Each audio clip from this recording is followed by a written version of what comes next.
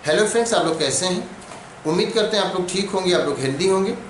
फिर आज एक क्वेश्चन किया गया है कि इंसुलिन किस तरह से हमारे ब्लड में ग्लूकोज के लेवल को रेगुलेट करता है।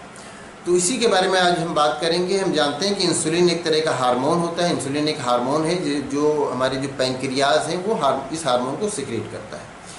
तो ये हमारे जो ब्लड में ग्लूकोज का लेवल है उसको रेगुलेट करता है। और जब कभी जो इंसुलिन है उसका सिक्रेशन ठीक से नहीं होता तो उस बीमारी को डायबिटीज़ कहा जाता है। और ऐसे पेशेंट को डायबिटिक कहा जाता है या कहा जाता है शुगर की बीमारी कहा जाता है। तो जो इंसुलिन होता है वो हमारे ब्लड में ग्लूकोज के लेवल को रेगुलेट करता है। कैसे करता है ये आपका क्वेश्चन है।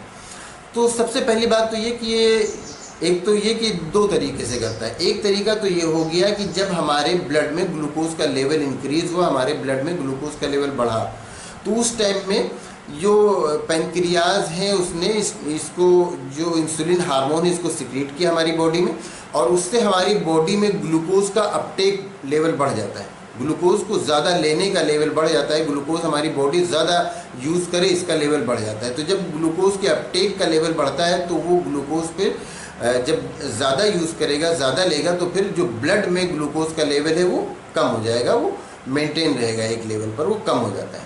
तो इस तरह से एक तो ये होता है कि इंसुलिन सिक्रीट करके हमारी बॉडी में ग्लूकोज के अपटेक के लेवल को बढ़ा देता है, ग्लूकोज के अपटेक को बढ़ा देता है।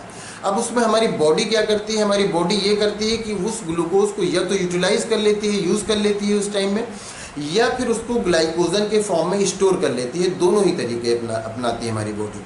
जब इंसुलिन का सिक्रीशन हुआ इसलिए कि हमारी बॉडी में ग्लूकोज के अपटेक का लेवल बढ़े, तो हम जब उसके अपटेक का लेवल बढ़ता है तो हमारी बॉडी उस ग्लूकोज को यूटिलाइज कर लेती है या फिर उसको ग्लाइकोजन के फॉर्म में स्टोर कर लेती है।